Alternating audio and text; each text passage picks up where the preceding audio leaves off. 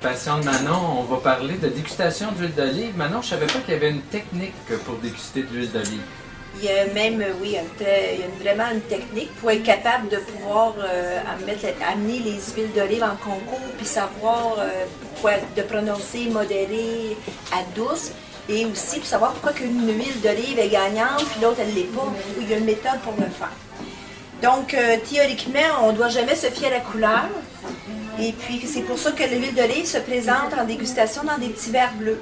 Ah, OK. On ne veut pas être influencé par notre œil puis d'avoir une fausse perception avant de déguster l'huile. Non, parce qu'on peut être influencé. Les juges vont prendre des petits verres bleus comme ça, puis ils vont pouvoir...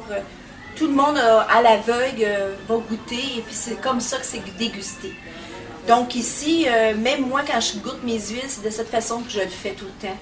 Pour vraiment, en plus, le verre, étant donné, il va avoir toutes ces pleines saveurs, la forme de ce verre-là, qui est comme une forme de verre à cognac, si on veut. Et on a un petit couvercle ici qu'on vient mettre par-dessus pour capter les arômes. Donc, moi, je t'ai préparé un petit verre, Pierre. Oh, merci. Alors, j'ai comme une tulipe ou comme un verre à scotch? Naturellement, c'est un petit verre, mais ça va faire pareil parce que je n'ai pas deux verres. Ces verres-là, c'est des petits verres plutôt rares. On espère en avoir plus un jour. Le procédé, c'est que tu mets ton verre dans le fond de ta main, c'est ce qui est important, et tu recouvres. Moi, j'ai un petit, mais tu recouvres de ton main. Okay. Et tu dois tourner dans ta main pour réchauffer ton huile d'olive, pour qu'elle devienne à la température de ta main. OK. Alors vraiment, ça va dégager les arômes, puis j'aurai pas de choc thermique quand je vais l'avoir dans ma bouche. Tu peux sentir dans la bouteille, okay, comme ça. Vraiment spectaculaire cette huile-là avec l'arôme de vanille. Oui, pour l'instant, elle est comme ça. Okay. Maintenant, un coup que tu l'auras tourné, je t'invite à pouvoir sentir. Oh, toute l'herbacée est sortie. L'herbacée, la banane verte, très verte, les amandes, verte, oui, les amandes non mûries, vraiment, et puis c'est une huile qui est quand même très prononcée aussi, tu sais, au niveau du goût. Donc, puis elle n'est pas filtrée, cette huile-là. Naturellement, pour l'occasion, on a choisi l'huile Raffaelli qui vient de la Toscane, parce que c'est ça que tu voulais, la Toscane, et que tu adores la Toscane. Et donc, ça vient de Pistoia. Pistoia, c'est justement tout près de Pise, un peu plus en haut, au nord. Et puis, au début de la Toscane, si on veut. Et puis, le Pinocchio qu'on voit sur la bouteille, Manon...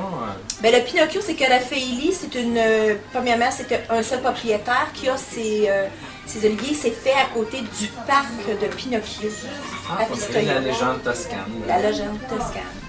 Et naturellement, moi j'aime beaucoup savoir les olives, les sortes d'olives qu'on y met là, pour la fabrication, parce que c'est un mélange.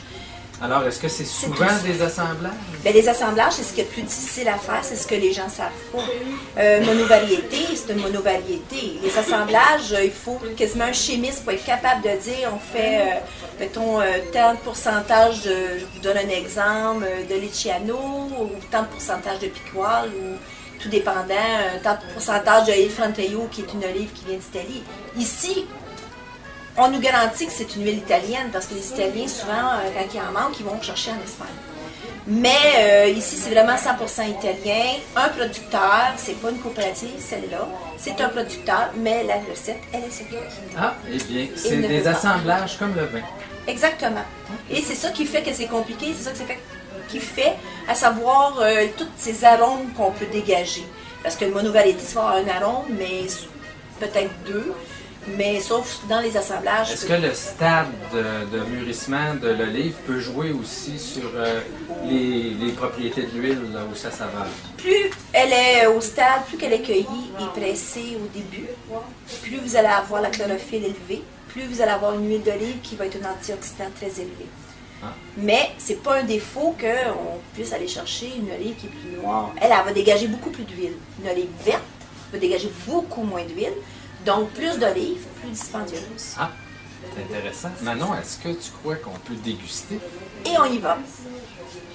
Et c'est important de laisser rentrer beaucoup d'air, comme le vin, la laisser rouler dans la bouche et rentrer de l'air avant d'avaler.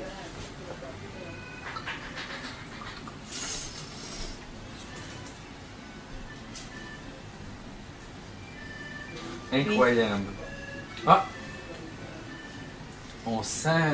le poivré dans la gorge. Le poivré dans la gorge, qui est cette espèce de petit piquant ou amertume. Oui, et c'est là qu'on dit qu'elle est tout près, on dit que c'est une huile modérée dans ce cas ici, mais elle est tout près de la prononcer à cause du poivré. Elle peut être très herbacée, mais elle a quand même, elle enrobe beaucoup la bouche, et on voit qu'elle a quand même son goût d'amande qui est là, qui est présent. Mais c'est vraiment, elle tapisse la bouche au complet, donc c'est une huile qui pourrait facilement, mettons sur des pâtes alimentaires, c'est agréable parce que justement, elle va rester sur vos pâtes. Ah, alors on utilise une huile de qualité comme une huile de finition? De finition toujours, okay. Parce que de toute façon, l'huile pour cuire, il faut avoir toujours une belle huile de qualité, il faut s'assurer de ce soit 100% huile d'olive, on peut... Mais prendre une huile où il y a beaucoup d'olives. Donc, si vous avez beaucoup d'olives, ils vont presser beaucoup plus d'huile, puis elle va être moins dispendieuse. Mais vous allez avoir une huile de première qualité parce que c'est important pour la santé. Puis, après, à la finition, c'est vraiment plaisant d'avoir plus qu'une huile à la maison parce qu'on peut napper à la finition nos légumes grillés, nos pommes de terre, les pâtes alimentaires. Et là, vous avez le meilleur des mondes. Et même, j'ai des clients qui le font avec 6 sortes d'huile d'olive. Ils font des pâtes à goûter avec le pain pour différencier. Et on vient aux passions de Manon pour se procurer ces 6-7 sortes d'huile d'olive. Allez, santé, olio.